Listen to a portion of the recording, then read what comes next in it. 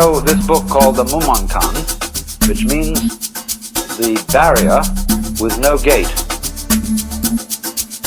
or the gateless gate. And all these stories resemble jokes in this sense. A joke is told to make you laugh. When you get the point of a joke, you laugh spontaneously. But if the point has to be explained to you, you don't laugh so well, you force a laugh. There is some kind of sudden impact between the punchline and the laugh. And so in exactly the same way with these stories, there is expected to be something else than laughter, which is sudden insight into the nature of being. So one of these students in the book says to the master Joshu, I have been here in this monastery for some time and I've had no instruction from you. The master said, have you had breakfast? Yes. Then go wash your bowl. And the monk was awakened.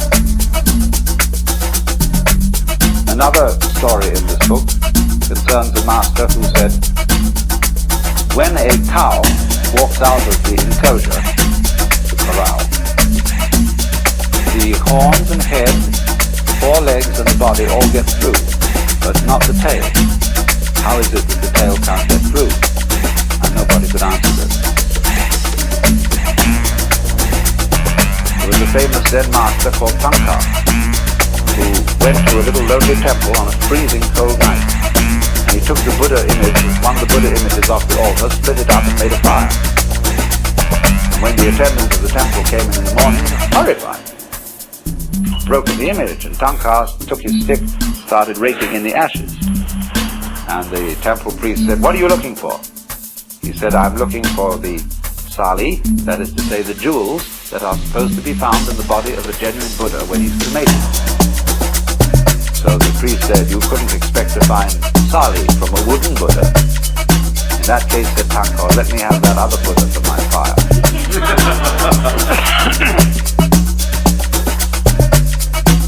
Another story tells of a certain master called Baikan, who was so good that he had hundreds of students, and they couldn't all be housed in one monastery.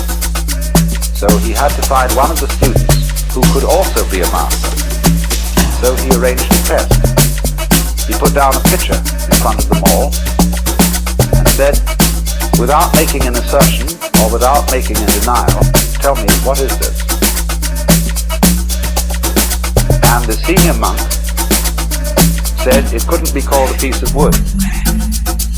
The teacher didn't accept this answer. But the monastery cook came forward and kicked the pitcher over and walked away. And he got the job.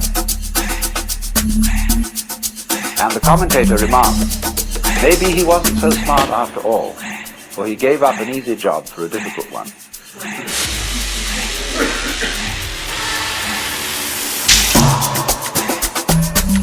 Another Zen master in quite recent times was interviewing a student. You see, all these stories I'm telling you are connected. And what I want you to do is to grasp intuitively the connection. I was interviewing a student, West, and he said, get up and walk across the room. He got up and walked and came back. He said, where are your footprints?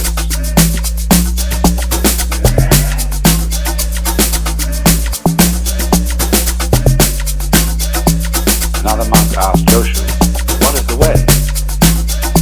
Down, Chinese. Down. He said, your everyday mind is the way. How do you get into accord with it? He said, when you try to accord, you deviate.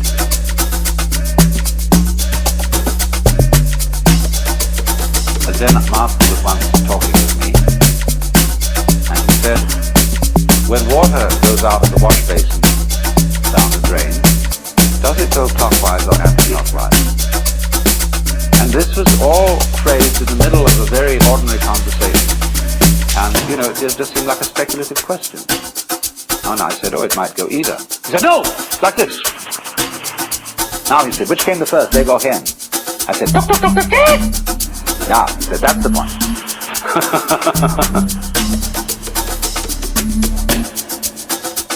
So the poem says, plucking flowers to which the butterflies come. Bodhidharma says, I don't know. And another poem like it. If you want to know where the flowers come from, even the god of spring doesn't know. So anybody who says that he knows what Zen is a fraud. Nobody knows.